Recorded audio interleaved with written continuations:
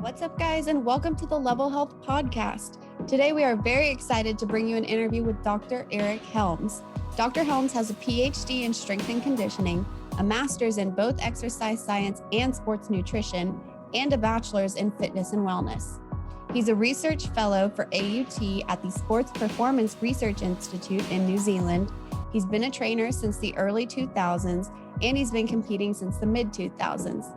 He earned his pro status as a natural bodybuilder in 2011. He's one of the founders of 3D Muscle Journey, who are kind of the OGs of the natural bodybuilding space. So basically, he's super strong and super smart. In this episode, we discuss what is required and realistic at all fitness levels, how to reduce the potential for harm that is inherent in physique sports, and how the personal training industry can improve. His answer to that may resonate with a lot of you trainers out there. Big thanks to Dr. Helms for coming on our show. He's been a role model / celebrity crush for Josh for a while now, so he's still a little starstruck that he got to do this interview. You can follow Dr. Helms on Instagram or check out the website 3dmusclejourney.com. We'll have both of those linked in the description below. For those of you that don't already know, our website, Level Health, is a directory, community, and network of qualified health and fitness professionals. We want to help create a space where clients and patients are able to find the right professional for them. If you haven't already signed up, head over to levelhealth.net and set up your membership. Thanks for listening, and we hope you enjoy the episode. Yeah, but so now we're trying to build a directory, community, and network of qualified health and fitness professionals. Basically, want to be in Angie's list if Angie had a PhD, master's degrees, and we were qualifying people like that. Awesome. Yeah, I mean, we know it's going to be a long journey, but I mean, we're excited and we're getting to talk to people. I'm getting to talk to people with like you, and we're getting to connect with awesome people. So it's been great so far. I'm so glad to hear it. Yeah, I think it's just very important to keep connections between people who have that similar mission. People who are collaborative by nature and trying to achieve something in the community, that's how it gets done, right? So, yeah. Well, on that note, I wanted to thank you because actually your books, Muscle and Strength Pyramids right here. Your podcast, Iron Culture with Omar, is one of my favorite. I mean, I've listened to probably 90% of it. Stronger by Science is my second, but y'all are right alongside each other. And then not to mention, I mean, your research is just so invaluable to the field. I think it's just awesome that people are able to research getting, more jacked now and how we can do it with less opportunity costs, less effort, everything like that. Thanks, man. I really appreciate that. All right. So if you don't mind, let's set the stage for the first question, really the main question. In the health and fitness space, there's generally a lot of confusion, as well as a common misrepresentation of what is required for the average person to change their body composition, as well as what is realistic and common for people to be able to achieve physique-wise in the first place. This misrepresentation isn't always malicious, but that doesn't negate the potential for harm, especially with the average person. Can you help us determine the difference between what is required for somebody to step on stage as muscular and as lean as possible, but also what is required for the average person to achieve and maintain some body composition change, whatever that looks like to them? And also, finally, why is it important to even make this distinction in the first place? Yeah, that's a really good question, man. And Josh, this is one of those funny things where there's like multiple standards and they're both wrong, or I should say misinformed. So I can't tell you how many people I've met who have unrealistic expectations as far as what they can achieve because of what kind of information stream or social media they siloed themselves into, what bubble they've created. But on the flip side, I can't tell you how many times I've talked to people and they might see a picture of me, or they have an understanding about what it takes to be someone who has a muscular physique, or who's strong, or who's a strength athlete, or a physique competitor. And in their mind, it's training like 4 hours a day, every day, and always being on a strict diet. And those are both incorrect, So, yeah, it's a tough one where we have good data now to suggest that, being exposed to a lot of quote unquote fitspiration can have negative effects on some people. Actually looking at data on Instagram, it can make people feel worse, kind of that comparison is the thief of joy. And it can actually be related to body image issues. And at the same time, it can, on the flip side, having this extremely high barrier to entry of what you believe you must do to see results can kind of prevent people from getting to that first stage of motivation. Like if we think about the classic stages of motivation, some of the earliest stages, or actually, well, the second stage is deciding that you want to do something, but that starts with getting information. And if the information you get indicates that, wow, this is a bridge too far to cross, then you go back a step, or you stay there, or you just buy supplements because you hope there's a shortcut out of some kind of this hope that is maybe misguided. So anyway, I think there was a paper I read, a speculative narrative review, that discussed how for sedentary individuals, walking programs might induce hypertrophy. And I think that's a really great entry point for that other side of the coin. Just helping people understand that progressive overload is the key foundation of all changes in the human body that are related to fitness. So if there is a very low threshold for where you can induce overload, it's actually quite easy. Another piece of evidence to look at this is that we have our classic meta-analysis by Schoenfeld and colleagues looking at the dose response of resistance training, volume, and hypertrophy. And we see that, everyone talks about, who's like me, our physique competitors and people who want to get yacked, is the 10 plus sets metric, because that's where you get 100% of the measured on average gains in hypertrophy. But people don't often focus on the fact that the 1 to 4 set bracket per week, 1 to 4 hard sets per week for a muscle group, produces about 2/3 of the possible gains of the variance that you can see there. Man. So, that means that for a ranked beginner, they could do 1/10 of what I would do and get, or a trained individual and get pretty good gains. And if you think about the investment potential there, like the ratio of what you put in versus what you get out, if this was kind of a financial decision, you'd be like, well, I'm just going to do 1 set per week to failure per muscle group. And indeed, there is data to suggest that, especially in novices, that would produce robust gains for maybe even a year or two. And for someone who really doesn't like lifting but wants the health benefits, I think that's a great message. Of course, I'd love them to like lifting, but the understanding that it doesn't require pumping iron workouts every day. Pumping iron, like the classic documentary. Great film. It's a great. Yeah, that's basically my Bible. And so to understand that all you need to do is maybe twice per week come in and do like a circuit of machines, 1 set to failure, actually just really pushing yourself, but literally being in the gym for 20 minutes twice a week could get someone some substantial, noticeable, and health benefiting and performance benefiting gains in muscle mass and strength is pretty cool. Now, on the flip side, I think people who are exposed to a lot of bodybuilding imagery and high-level athletes, I can't tell you how many times I've talked to people who are actual world champions, and they also fall victim to comparing themselves to other and feeling inadequate in the face of that. So everyone is a victim to this because that's just the way the selective nature of social media can be. Like, for example, my good friend and longtime client, Bryce Lewis, who is he's a multi-time national champion and has won world champs in the IPF. He purposely silos himself away from watching his competitors and other lifters on social media because their best lifts compared to his worst lifts in his mind makes him feel like he's not ready to compete. And if you're the best lifter in a given year in the world and you're still victim to this, it means we're all victim to it. So I think understanding the other side of it is that we need to have more gradations of what we compare our current standpoint to. I don't think it's realistic to tell people to just start out with an internal focus of control, only have intrinsic motivation, just compare yourself to where you were yesterday. Of course, that would be ideal. That'd be great. But humans are also social. Social norms aren't going to be going away anytime soon. I would like to see that we hopefully become less hierarchical and more accepting by nature, or at least by design. But I think it is important that if that is going to be a part of the way we operate in the world, that they're at least realistic. So, understanding what is, a realistic outcome for someone who is, say, drug-free versus someone who is enhanced, versus someone who's just genetically gifted.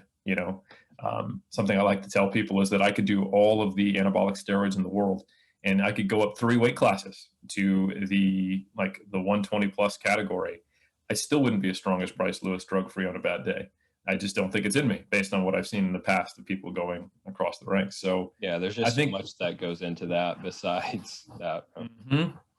Yeah. So all of those things together are kind of the bits and pieces. I know I attacked your question from a lot of angles, but essentially people don't have realistic expectations. And it's a challenging thing to get. Um, like I've had people describe me as average, and I've also had people describe me as the elite tier of natural bodybuilding. And it's completely, both I think are quite inaccurate. They are based on that person's exposure. So the people who describe me as average are looking at a broader spectrum of, but just primarily bodybuilders and perhaps not even just natural bodybuilders. And the ones who describe me as elite, they have a worldview where most performances that are good must be, assisted. So interestingly enough, for someone who is a scientist, I have what I get exposed to my Instagram, but I also get to see what happens when you do, sampling from the general population of people who meet a certain standard. And so, for example, in my PhD study that I did with Dr. Zerdos out at FAU, the pre-test squat 1RM average was just short of 2 times body weight. And we purposely collected a highly experienced resistance trained population from the undergraduate, primarily population at FAU. We did some, recruitment outside of FAU as well, just whoever would show up. But, it's common that most of our research is on university students. And that is some of the strongest, one of the strongest groups that you'll see in the literature where you're not actually recruiting from athletes. So based on that, I understand that I am multiple standard deviations higher than normal for strength. But then when you put me in the world of powerlifting, like if you look up Eric Helms open powerlifting, I don't rank in the top 1,000 for my weight class because, you can compare me to, 3.5 billion males, or you can compare me to 50,000 competitive strength athletes, and we're going to get some very different, kind of standards. So anyway, I don't know if I provided a super helpful answer there, but I think we need to not use what we see on social media as an objective standard for ourselves. It'd be great to be focused intrinsically, but if we want to compare ourselves, we need to have realistic standards. Yeah, you did hit that from a lot of angles, but I don't think that there's a way that you can answer that question. I'm finding a lot of the discussions I'm having about this kind of thing, about this transformation that the fitness industry is undergoing, ends up getting really, really complex and nuanced because that's just where we're at. I mean, the physiology stuff, obviously you could speak to this better than me, but it's kind of figured out. Like, it doesn't seem like there's that many surprises happening anymore. And I mean, we really can't get away from that social aspect no matter what. I mean, we are ranking ourselves on, like you said, just unrealistic standards. But that's just, we're getting exposed to so much more now. And I wanted to talk about real quick before I move on to the next question, doing the minimum, because I think for a lot of people, identifying what their minimum would be is incredibly beneficial because there's going to be other aspects of life that are going to limit maximal or optimal, and you need to know what can you fall back to. Why is it that we shy away from that? Why is it that we're not discussing what the minimum we could do is?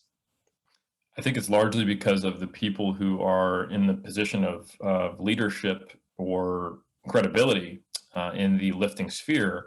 Most of us, if I could be so bold as to say I'm one of them, most of us are athletes or people dedicated to researching it or really, really interested in it. So a lot of us are people who have come to this body of knowledge from the perspective of how do I, squeeze every last drop out of the stone. That's certainly what drove me to it. That's not everyone. There are researchers who investigate the minimum effective dose, but they're not the same people who are looked up to by large amounts of people interested in lifting weights. And it's very difficult to know, is society the bus and influencers are the driver, or are we all just kind of in this bus together? Or, is the bus society and the fitness influencers are in a car following the bus? I don't know. It's probably some combination driving. of the two. Nobody's I don't think so. Yeah, it's just exactly. But I do think there's both this kind of following and creating of our general cultural perceptions that come from influencers and quote unquote followers. And that's also, you're not just one typically, right? So Yeah, it's a tough one. I think there are definitely researchers and people interested in this. Like, there's a great a friend of mine who I would say his name is Androlakis Korakakis. He's a Greek researcher finishing up his PhD, and he's working under James Steele. And that, like, Steele and Fisher are quite well known for some of their work on the minimum effective dose of training. And they've done a fair amount of research on, like, what is the least you can get away with. And it's actually quite interesting that even in like trained powerlifters, just doing a couple highly specific sets, like working up to a single 3 times a week on bench press, can drive some gains even in like experienced powerlifters. Is it optimal? Not probably not, but as far as the return on investment, it's quite high. And it's useful to know this, because if you are in a life circumstance where you have a kid, where you get an injury to your to a joint, or you're just psychologically burned out, where you want to know what the least amount I can do to stay where I'm at, or even make minimal progress.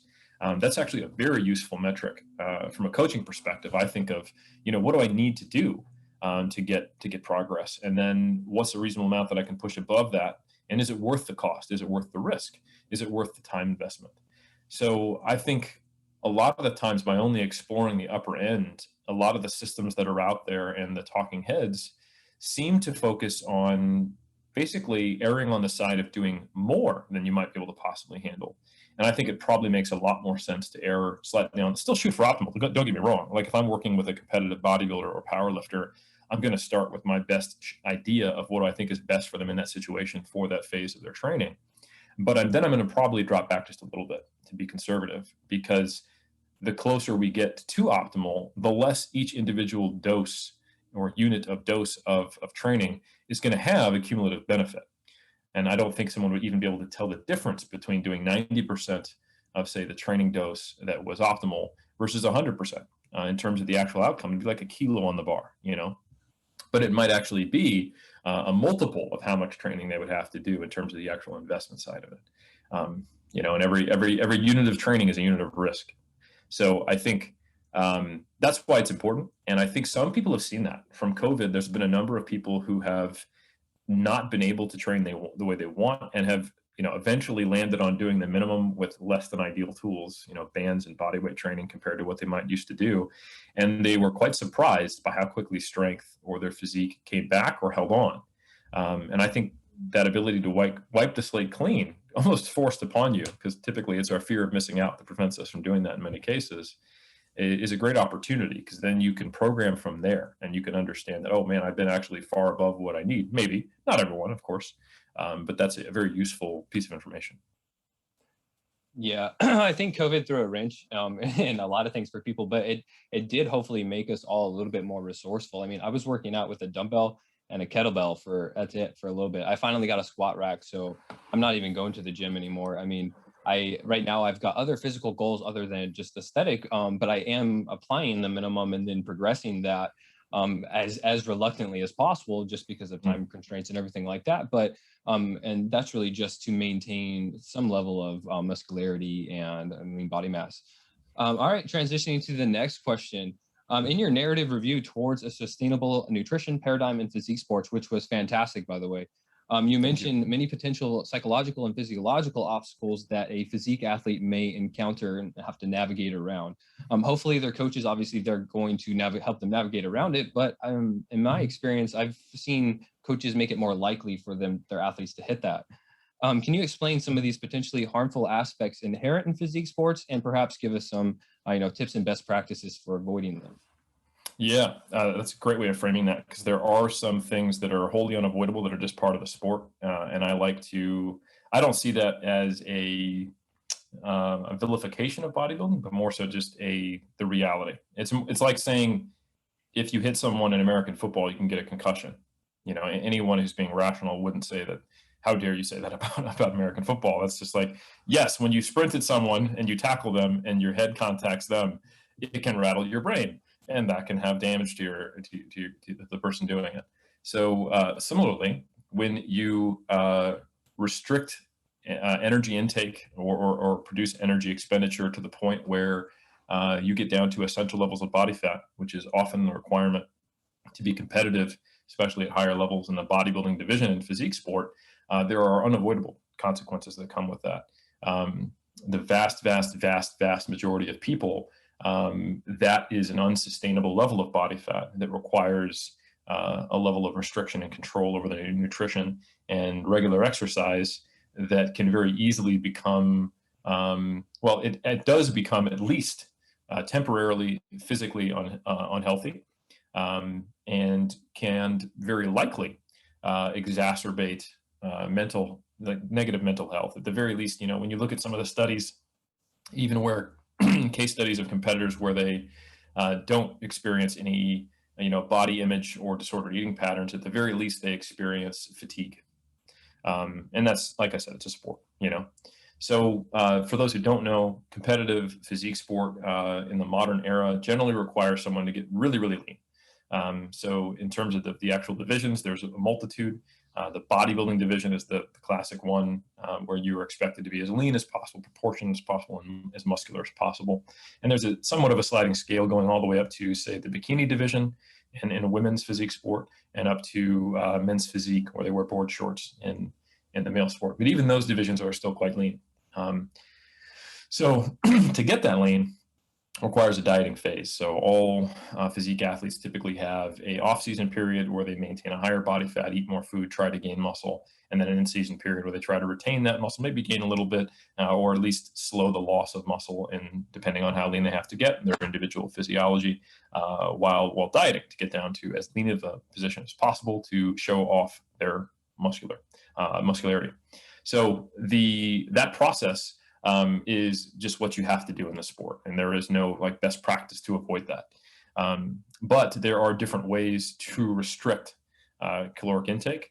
There are different ways to transition out of competition and into the off season, and there are different frequencies and emphases you can have on how you monitor progress.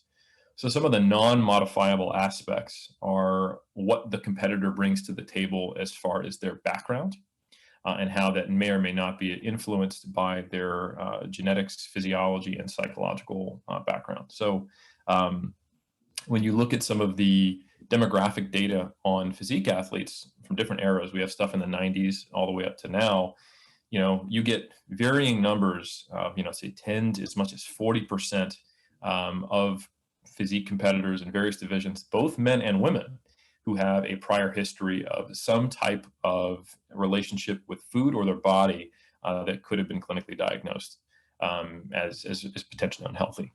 So that is far higher than the numbers in the general populace.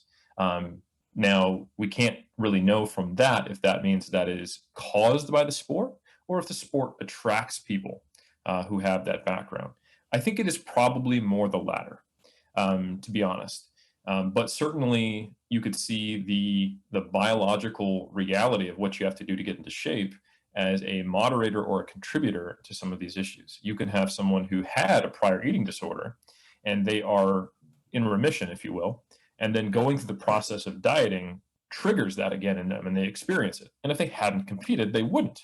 Now, in someone who didn't have that background, it wouldn't have occurred at all, or they would have had a quote unquote normal response to dieting, which is basically you diet down, you get really hungry and food focused, you get really tired, your hormonal levels tank. Women typically experience amenorrhea. Men are typically experiencing almost near hypogonadoal levels of testosterone, disrupted sleep, all the things that go along with being semi-starved and exercising. And then in the 1 to 3 months afterwards, they return to about 90% of normal. They gain a bunch of weight because they're very hungry and eating a lot of food, and then it normalizes and they're fine. That is the ideal scenario. And that's what we want to try to work towards, to where there is a necessary recovery phase where body fat and any lost muscle mass is purposely regained, food intake is restored, training is adjusted to allow for recovery, because you almost certainly will be in a semi-overreached state at the end, just because the recovery side of the equation is so negatively impacted. And then you gain some muscle, hopefully, in my opinion, take a year off from competing at least, and then compete the next season. Okay. And then hopefully improved. That's like the best case scenario. I think what unfortunately happens is that a lot of people don't have a next season. One thing we don't have good data on is how much of the numbers we're basing this on are survivorship bias. Are we actually, like, what if we did a survey of people who don't currently compete in bodybuilding but did at one point? Would we get even worse numbers? It's possible. Or maybe they're just like, yeah, it wasn't for me and I'm fine. I don't know.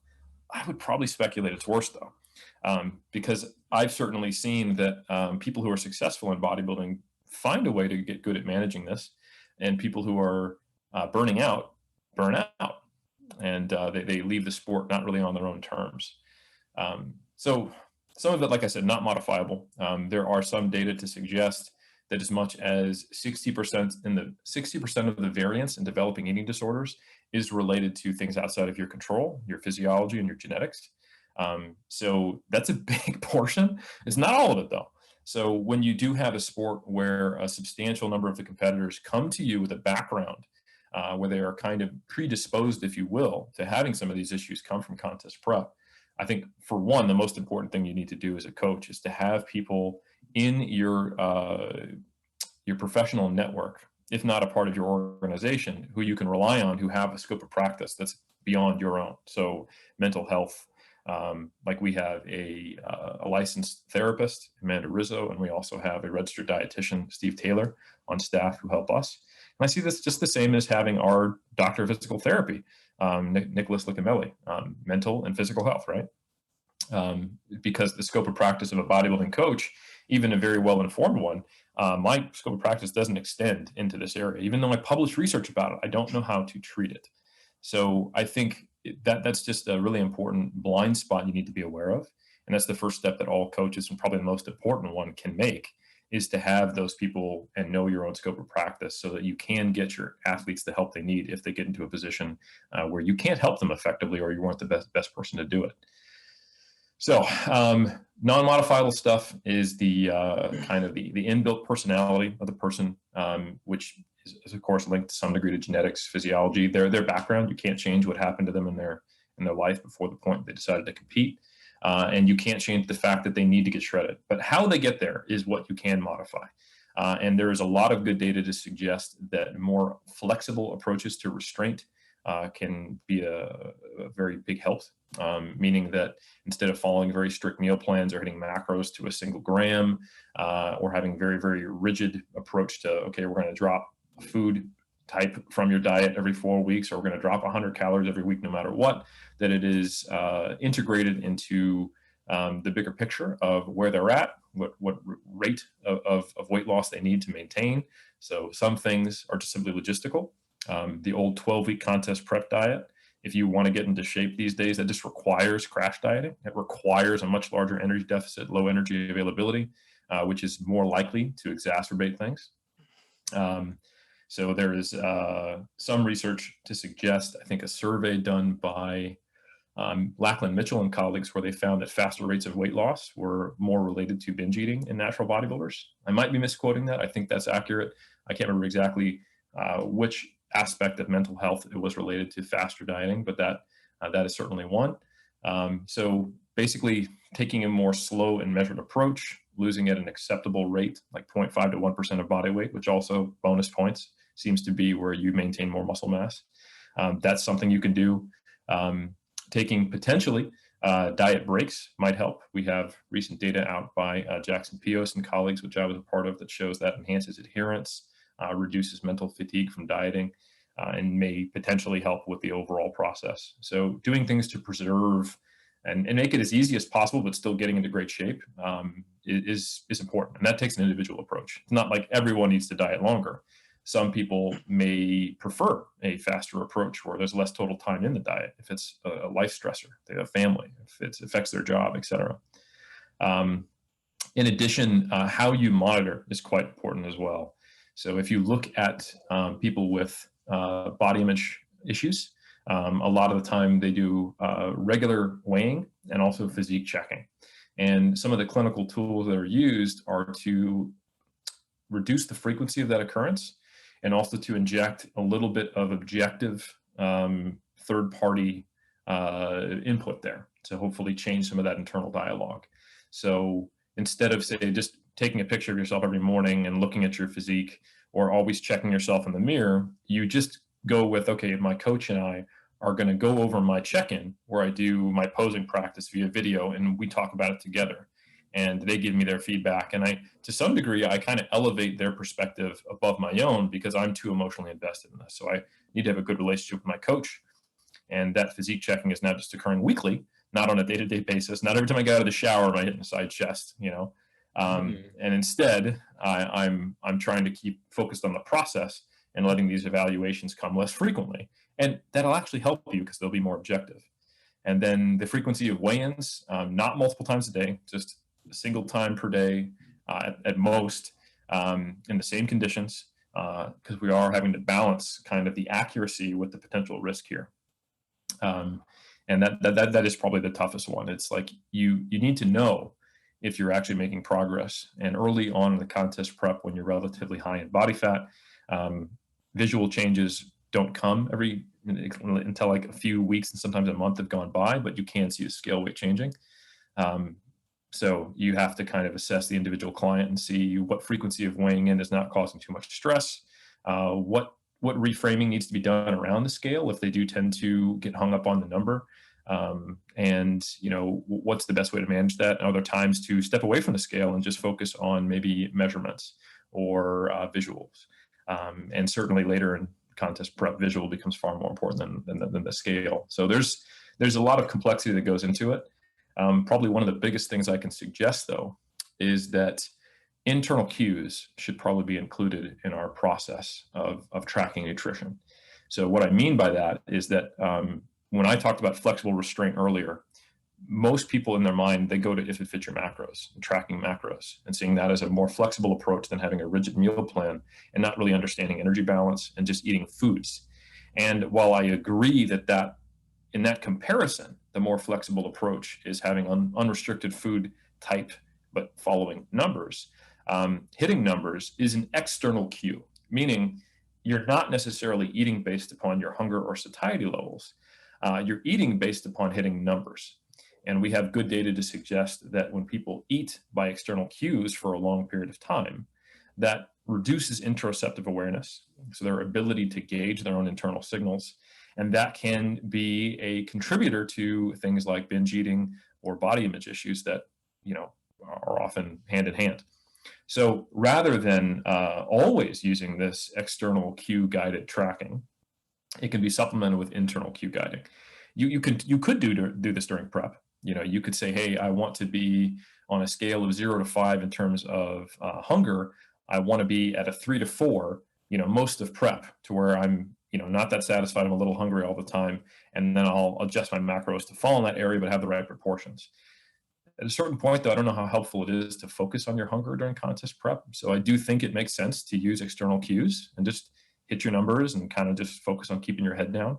However, when you transition into the off season and into the recovery phase, that's where it's important to start reintroducing those metrics. Even if you're going, right, I'm going to hit these numbers at first, so I have a little bit of accountability, so my post-contest period doesn't turn into a full blowout. I'm going to increase my calories by 1,500, and I might, just go down to one session of cardio from 4 per week. But I'm going to track that loosely, and I'm going to start thinking about my satiety and hunger. And once those start to normalize and I get my awareness back, then we can shift away from external and shift more towards internal. And eventually the goal is to get into the off season where you're eating by hunger and satiety cues, although you may choose to be quite full all the time because you're trying to gain weight.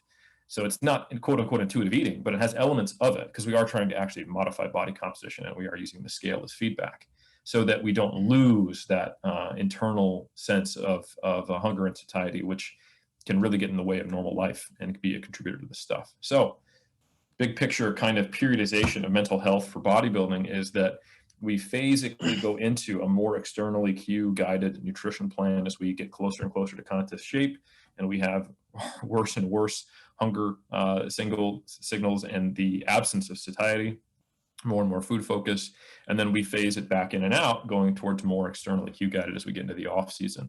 A critically important point, though, is that after you've gotten into stage shape and you've finished the season, athletes need to purposefully gain body weight, regain lean body mass, and gain body fat, because that is by far the largest contributor to the negative adaptations that they've had from contest prep. And not they're negative in the sense that they're maladaptive or bad. They're exactly what you would need to survive during a famine. And they are temporary. However, they're only temporary in so much as we reverse the conditions that created them, which is a very large energy deficit, or I should say a very low energy availability and very low body fat. So data has shown, if you look at weight reduced individuals, people who have lost 10% of their body weight, they don't fully recover until they've actually gained some of that weight back. Not in all cases, and individuals with obesity aren't the same as people who are very, very lean.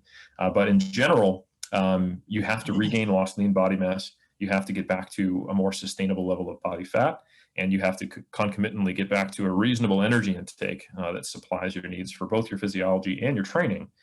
So we kind of take an expedited approach. Like, let's say we have a female competitor who's competing at like 10% body fat. That's very lean. And they operate in the low 20% in the off season, and they're quite comfortable. So we would very quickly get them to say, like, that's 18% body fat, just roughly. So that might be a 1,200 calorie increase from what their final numbers were during the diet, and cutting their cardio in half. It's probably the biggest surplus they'll have. And then we can slow that down. Once they start to slow down in their weight gain, they've stabilized at that 18% body fat range. And then we slowly creep our way into the 20s as in the off season. And that hopefully will minimize the time where they're experiencing this intense food focus, and they're having, the potential for cyclical binge eating that almost resembles bulimia, exercise induced sometimes. So that is very, very common. And the more traditional, very slow, overly conservative reverse diet, where it's adding like 25 grams of carbs per week and cutting off 5 minutes of cardio per week, what that often results in is these basically extended restraint that when someone's already at the end of the rope of willpower, and then we see these blips of binge eating.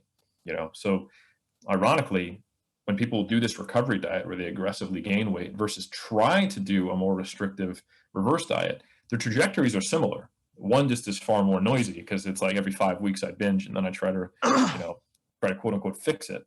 But they get to the same point, but the person who is doing the reverse diet feels terrible in that process and is, just eroding their self-efficacy every time one of these binges happen. So I think the recovery diet is almost the most important piece after having people with the right scope of practice in your support network. Do you think that basically, not to the extremes, but that conceptual framework of the periodization for physique athletes could also then be applied to the average population? I think if more physique competitors that people are looking up to would be voicing this, I think that some of the general population that then looks to them may be like, okay, I understand that there are going to be periods of that I need to consciously restrict myself, and it's not a permanent thing, and I need to have an exit strategy. 100%. Yeah. I think the exact X's and O's might be a little different. There might not be the purposeful goal of gaining body fat for someone who, let's say, was trying to get from, like class 1 obesity down to overweight. But absolutely, they should probably have an exit strategy, like you said, where they practice maintenance, where they see what it's like to increase their calories, and they go from tracking to something that is non-tracking, hopefully eventually a weight neutral approach, and maintaining exercise, doing all the things that we have seen empirically seem to be more common among people who successfully maintain lost weight, would be absolutely what I would recommend. And it's tough to know how much the general populace looks up to bodybuilders, but certainly people who have like recreational physique goals, they, I think, benefit from knowing that bodybuilders don't stay shredded all the time, even though we're proud of it and we make it our Instagram picture. Like right now, you can go look at my Instagram and there's an amazing side tricep that I don't currently have right now as my profile picture. I'm probably not going to change that because it's very clear, and I make it very clear, that I am a sports, physique and strength sports scientist, and I'm a coach to bodybuilders. But I think a lot of fitness influencers don't necessarily make that, and not always willfully, or maliciously to sell something or anything like that. But that's just that's how they like themselves. That's how they want to present themselves. Social media is not a realistic view of the world. And that is not, they think everyone understands that that's me at my best. But what people see and what they then therefore aspire to is that, I should be able to walk around all the time with veins in my abs. And I can't tell you how many times over the years I've worked with people who have, for sometimes the 10th time, tried to get down to an unsustainable level of body fat and don't understand why they're failing, and see it as a personal failure rather than a upfront unrealistic expectation. And then the process, like you said, itself is all about the short term, actually losing the body fat, but not about what happens afterwards. They've tried every other approach you can think of to get shredded, thinking that it'll modify them staying there, but they don't have a maintenance plan. So those two things compound, not having a maintenance strategy and also trying to get to an unsustainable place. If I was to tell someone, no, we're only going to diet about half the weight off that you would want to get to the look you want, and then we're going to be focusing primarily on the exit strategy. We're going to set things up. You're going to lose weight. It's going to be great. That's not that hard. But the whole time we're going to be talking about, how do we modify your lifestyle? How do we generate the awareness so you can stay at this point? It would be a far better, I think, industry. So I look at myself personally as a recreational bodybuilder, and I think it's awesome that 5 years ago, I would have said that I intended on competing against something. I did a physique competition, but like you said, it wasn't for me. I would have said that I intended to compete someday, because it almost seemed like if you were a bodybuilder and you weren't intending to compete, like, what were you even doing? You were either afraid or, whatever it was. But I'm seeing all this, the shift to recreational bodybuilding, lifestyle bodybuilding. It's awesome that we're getting these tips and best practices, because we want to do it in a way that potentiates further progress with ourselves and with clients. And I don't think that was even necessarily in the conversation. A lot of this wasn't in the conversation. You said weight neutral, like that would have, I don't even know when the first time I heard that was, but it would have shocked me years ago. And I remember thinking, when I first heard about that, I really haven't had a time when I was not trying to mass or trying to cut. It was always, somewhere along that spectrum. And the weight neutral, it's been something that it took me a while to accept as a path for myself and for everybody else. Yeah, I think there's nothing wrong with someone who is a recreational bodybuilder going through, especially the early stages, until they hit a point where they've kind of decided, like, this is the last point I'm going to be intentionally trying to be in a surplus to optimize gains or maximize it. And if any further muscle mass gains come, it's going to be a recomp, and I'm okay with that, or it will be weight gain that's not intentional. I don't think there's anything wrong with that. If that doesn't happen until your late 30s, because that's when you think, like, man, it's really, I'm really struggling to see more gains, and it's not worth the return on investment for me to keep trying to do this as a recreational bodybuilder. And I'm quite happy with the physique I built, hopefully. That's okay. Like, I think if someone spent a decade or two doing that makes sense. That's supporting your vocation. But I think, especially for the general population, who might be that person who's only going to do those 2 sessions per week that last 15 minutes of lifting weights, the weight neutral approaches are just a potential gold mine, because they've been in and off the hamster wheel of dieting unsuccessfully, and sometimes to their harm.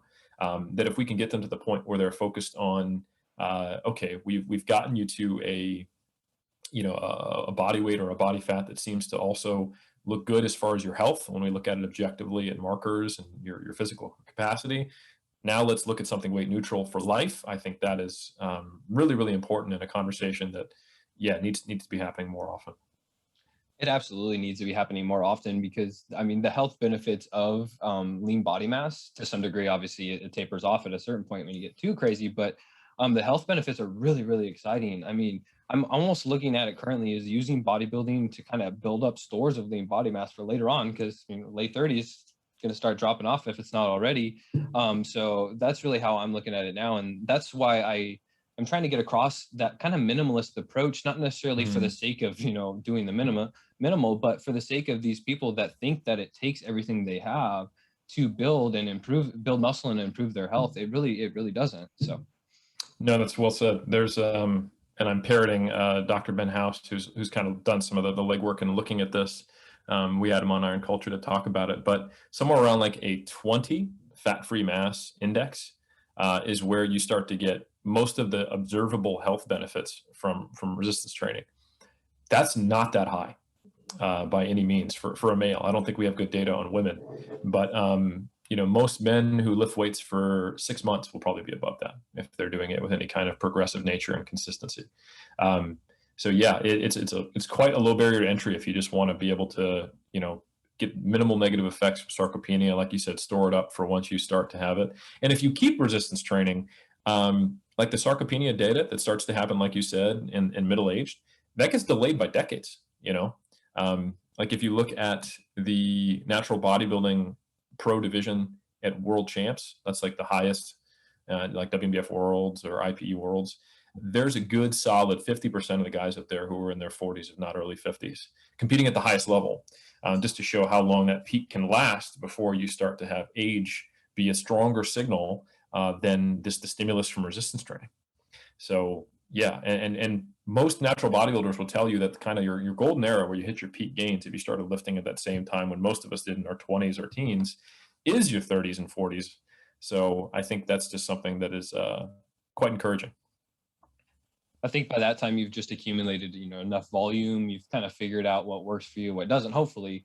And you're doing a lot less stuff wrong at that point, which is all you really can ask for. That's all you can really ask for in life, I think. But all right, so for the final question, it's something we're asking everybody on our show to end each episode. You've already given a ton of information on this, but I'd like to give just, a concise summary. And I'm going to be a little bit selfish here. So your background in personal training, I'm a personal trainer. How do you feel that the industry of personal training can improve overall? Yeah, I think personal training can improve the more we set up reward mechanisms that align with the long-term health of our clients. Some of the most frustrated moments I had as a personal trainer back in the day were where I wanted to take someone out of my roster, and the personal trainer manager was telling me I needed to re-sign them because that's how we keep doors open. My model was always to try to mentor the person, teach them, and go from, say, 3 sessions a week to 2 sessions a week to 1 session a week, replacing those sessions that we did together with stuff they did on their own, and then eventually maybe transitioning them to online check-ins, and then, sending the baby bird out into the wild, out of the nest, and trying to foster this love for physical activity and a healthy lifestyle. So I was always very frustrated by the signals I would get from our managers who were like, no, you just need to keep them going because keep them here because that's the only way we keep the doors open. And it seemed very short-sighted. I think it would be really good if managers and people in charge did a better job of tracking referrals and where new clients came from. Because it was my experience that while I would work towards getting my clients to not work with me anymore, I always had a full roster. So where are these people coming from? But positive referrals from the people I've sent out into the world, telling their friends and family. But I think out of fear, that's not the case. And there's a lot of pressure. And I don't know if this is still the case because I've been a personal trainer for, more than a decade now. But most of the people who are in positions of management or personal training managers, I remember back in the day, 24 Hour Fitness used to hire sales people to manage the personal trainers. They were not recruited up from personal trainers or really given concurrent training. They were just had a background in sales, and they were managing a cadre of supposed exercise professionals, So while the easy answer that I think most people on your podcast would give is that we need to have, a higher educational standard, better certifications, and more vetting to make sure that people are safely training people. Yes, of course, that's good. But I actually think some of the bigger problems are at the larger level, the reward mechanisms by which personal training doesn't necessarily give people the tools to make long-term lifestyle changes, but it often encourages trainers coming from top down, or sometimes they believe it themselves if they think they need to keep someone paying them to pay the bills, that they need to string them along and just give them enough to make progress, but make them feel like they couldn't make the progress without the trainer. They dangle that carrot. I that really resonated with me because I always told clients that even if I'm just sitting down with you for a consultation, I want you to have maybe you just got one little nugget that helped you towards whatever your goals were. And gosh, if you've trained somebody for 6 months, they better be able to, as you said, leave the nest and continue making as much progress as possible. And I mean, we've talked to professionals from physical therapy, nutrition, things like that. And it keeps coming back to just how you communicate with clients and realizing that it's focused on them first and foremost. Mm-hmm. Well said. Yeah, that makes sense. Well, awesome. Thank you very much for talking with me today. I just think that is awesome that, like I said earlier, that we're in a world where people are even able to get jacked. I think this is one of the first times in history where it's been widespread. People have been able to, it's there if you want it. But also that people like you are studying how to do it easier and more effectively. And it's just, and then it's also the, on top of that, the fact that we're realizing that it doesn't have to be a negative for long-term health, that this can actually increase your health span, your longevity, things like that. Oh, I appreciate it, man. Honor to be on, and I echo those sentiments 100%.